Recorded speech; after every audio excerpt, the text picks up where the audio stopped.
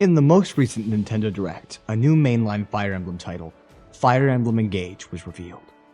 Normally, an event this monumental in the Fire Emblem series would have immediately become the focus of my channel, as with Fire Emblem Warriors 3 Hopes. But, for some mysterious reason, I got a little distracted. Pikmin 4 with incredible Pikmin series. Pikmin games. Pikmin 4. That being said, we've now had a consistent stream of information and footage about the game, alongside 2 new trailers, and I've got to say, the game looks like the most bonkers Fire Emblem game ever. And yet, I couldn't be more excited. My name is Vantage Emblem, and today we're going to be taking a look at the insane new entry in the series from which I took my name. I'll be talking through the overall thoughts and feelings I have on these things, and also breaking down why Fire Emblem Engage is going to, if nothing else, be an incredibly memorable entry in the series. Speaking of engaging, I'd just like to say that only 12.3% of the people who watch my videos are subscribed, so if you're one of the 87.7% of people who aren't, which means I'm probably talking about you, well, if you want to see more Fire Emblem videos on the channel, or more Pikmin videos for that matter, please subscribe, leave a like, leave a comment. It would be lovely. That being said, you don't want to hear me talk about analytics, you want to hear me engage with Fire Emblem, so I'm going to stop the puns and get into that right now. Fire Emblem Engage seems to be a brilliant blend of old and new. While seeming to keep a lot of the unit customization of new games, it does so through the structure of old games. By this, we mean the game is focused on equipment as its core mechanic, with a new focus found in the emblem rings and the titular engage functionality.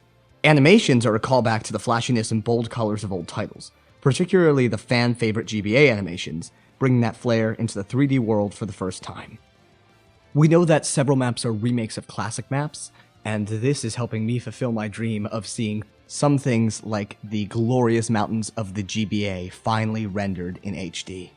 Like, imagine the opening map of Binding Blade, but HD. Like, those mountains would be spectacular. Anyway, I digress. Another thing that returns is the series staple, the weapon triangle. This time, it has a twist with a secondary weapon arrow, and this arrow depicts the effectiveness of arts overall, which is something I'll talk on later. I will say I reserve the right to judge this when the game actually comes out. It could be a very fun mechanic. I'm very excited to have a secondary weapon triangle again, but having a one-way advantage system might be a little unbalanced, but we'll see. Clearly the devs have been playing this game for a while, and I haven't touched it yet, so I can't offer my thoughts here. One thing I can talk about, though, is the plot, which seems so far from what we've been shown to be a greatest hit of elements from the series past. It's full of tropes such as divine dragons, fell dragons, MacGuffin collection, amnesia, thousands of years of dragon slumber, evil cults, recruitable enemies, and much, much more. In addition, the plot is driven by old characters which return, and they're presented as if they're at their peak. I have said to people before that on the wheel that shows all of the different characters, they look like they're absolutely muscular. The word I've used to describe this is very Chad. They're the Chadliest Chad versions of these characters, let me just put it that way. These characters are done in a fashion where they're denoted as emblems, so any variance from their source material can be written away by the fanbase as a quirk of this world, something far more delicate than their handling in Heroes or Warriors. Old characters are highly important to the plot, presented like personas, but also ring MacGuffins. Old characters turning evil can cause us pain as players, both emotionally through the plot and through gameplay. Speaking of this gameplay, the Emblem Engage mechanic is on a meter similar to the Laguz transformations from classic titles. I know that's something people have wanted back for a while. Beast units just feel like another melee or ranged unit sometimes without any extra characteristics without this mechanic, and I think this is a way to keep that feel without necessarily having to compromise on the way Beast units have been evolving recently.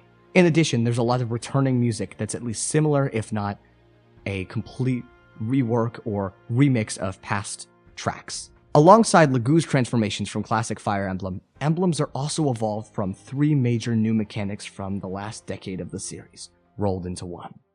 That would be pair-up, gambits, and battalions. What do I mean by this?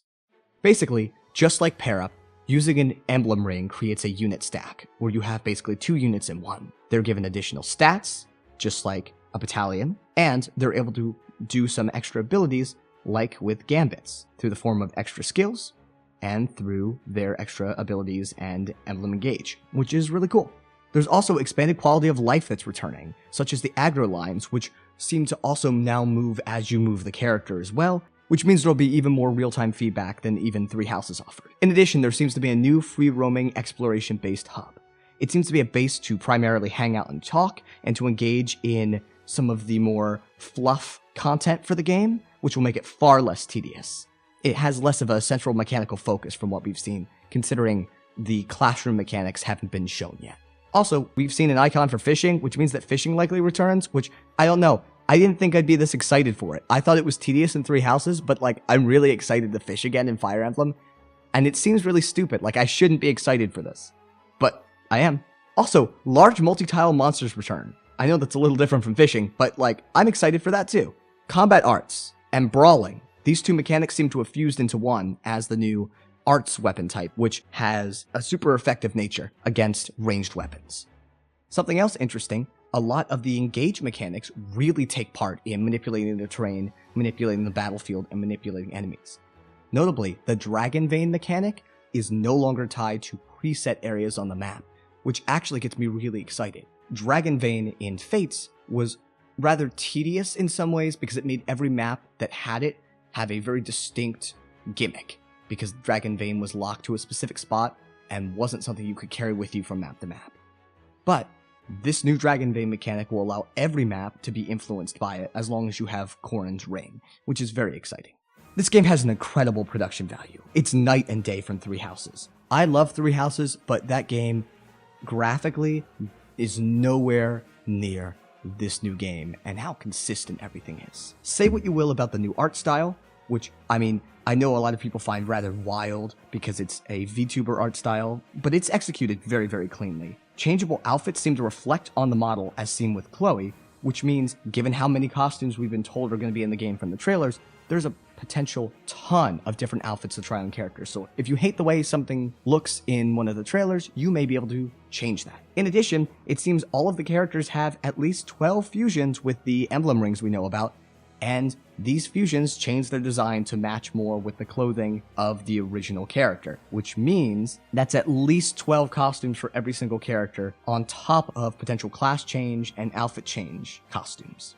It seems there's dialogue between each of the emblems and the characters, even if they're just back and forth as they change out rings and whatever else. It looks like there's a lot of effort and polish put into a lot of the fluff mechanics, which is great. I really like seeing that final polish put onto a game like this.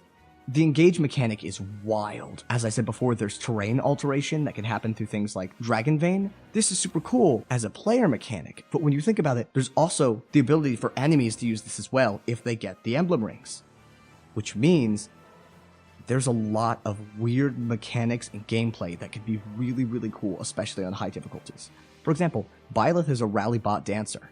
Imagine if the enemies got access to that. These flashy things seem to really push forward that this game is bright, this game is new, and this game is completely different from Three Houses in its graphical presentation.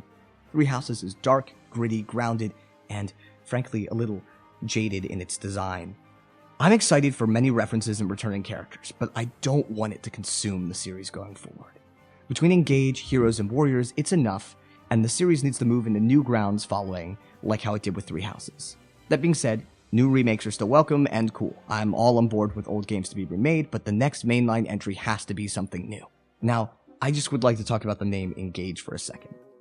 Engage is obviously a play on rings. And you're putting on rings, you're engaging, it's like engagements, like marriage. And I thought about it for a minute. They literally called the new entry Fire Emblem Dates. That was a joke a joke name that popped up a long time ago when Fire Emblem Fates was the new title. And we're seeing things come full circle now, as the game is literally called Fire Emblem Engage. If you drop this name in like 2015 as a Fire Emblem game we'd get in a number of years afterwards, however many years it's been, people would have gone crazy. And not necessarily in the good way. That being said, I am very excited for this game. I want to talk a bit about emblem names for a bit. So the emblems, the returning characters, each get a title.